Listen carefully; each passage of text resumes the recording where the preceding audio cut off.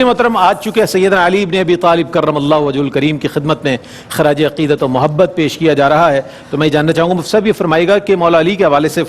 آتا ہے کہ آپ ایک عظیم صحابی رسول ہیں، تو صحابیت کا جو درجہ آپ کو حاصل ہے یہ بہت بڑا منصب ہے امت میں، اگر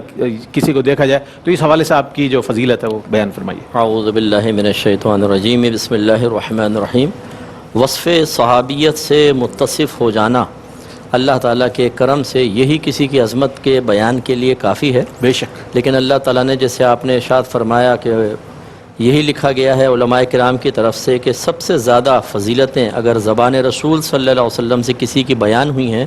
تو وہ مولا علی کرم اللہ وجہہ الکریم ہے، بے شک، اور ایسے بڑوں کی طرف سے کسی کی تعریف ہونا جو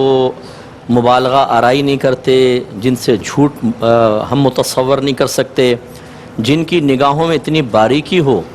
کہ وہ ابھی آدمی اسلام نہیں بھی لایا تب بھی اس کے اندر کی پوشیدہ اچھی صفات کو نگاہ نبوت سے جان لیں، وہ اگر کسی کی تعریف کریں، ایک جملہ بھی فرما دیتے ہیں نا سرکار، تو یہ عظمت کے لیے بہت بڑی بات، بہت بڑی۔ میرا ذکر مجھ سے بہتر ہے کہ اس محفل میں ہے، تو اگر سرکار کہیں ذکر کر دیں کسی کا تو ہم تو اس پہ بھی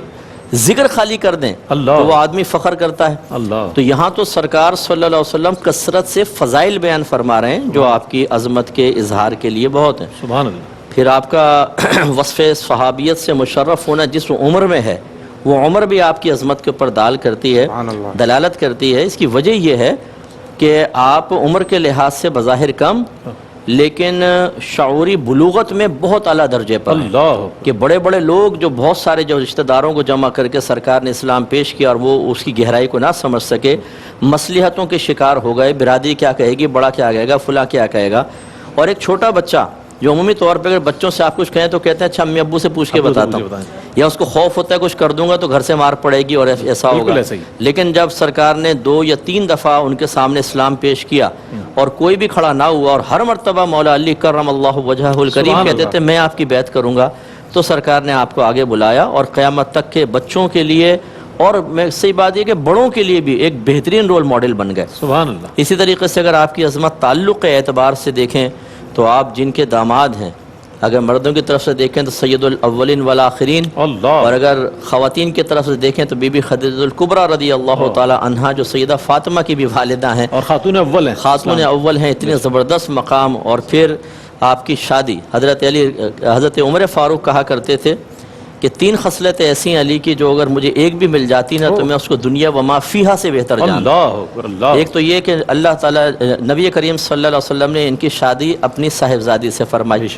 ایک وہ غزوہ خیبر کا آپ نے بیان فرمایا، ایک جو غالباً غزوہ تبوک میں جو چھوڑ کر گئے سرکار، وہ ایک تیسرا مجھے صحیح ذہن میں نہیں، تو ایک تو یہ اس طرح اللہ نے ان کو نسبت سے نوازا۔ سب ایک بہت بڑی فضیلت جو شاید فضائل میں ذکر بھی ہوگی، لیکن میں نے کہ آپ کی عظمت کے اعتبار سے عرض کر رہا ہوں، جو غزوہ تبوک میں سرکار جانے لگے تو حضرت علی کو چھوڑ گئے، تو بڑی حسرت سے بظاہر کہا یا رسول اللہ آپ مجھے عورتوں بچوں کے درمیان چھوڑ کے جا رہے ہیں، تو سرکار نے فرمایا کہ علی آپ اس سے خوش نہیں کہ آپ میرے حق میں ویسے ہی ہیں جیسے موسیٰ گئے تھے تو ہارون کو قوم کے پاس چھوڑ کے گئے تھے، ہاں صرف معاملہ یہ ہے کہ میرے بعد کوئی نبی نہیں ہوگا کیونکہ ہارون علیہ السلام نبی تھے۔ تو خلاصہ کلام یہ ہے کہ وصف صحابیت کے اعتبار سے آپ دیکھیں، تعلق کے اعتبار سے دیکھیں، سرکار کی معیت کے اعتبار سے دیکھیں، سرکار کا اعتماد آپ پر، آپ پہ جو ٹرسٹ سرکار فرماتے تھے اس اعتبار سے، اور پیار اور محبت کے اعتبار سے آپ دیکھیں، جس اعتبار سے بھی دیکھ لیں مولا علی کے اندر اگر کوئی نقص نظر آئے گا تو اس شخص کی آنکھ میں اس کی طبیعت میں نقص ہوگا، مولا علی کے اندر نقص نہیں ہوگا۔ کیا کہنے، سبحان اللہ۔ یہ آخری جملہ کہہ کے مفتی صاحب نے مہر ثبت کر دی ہے کہ جو بھی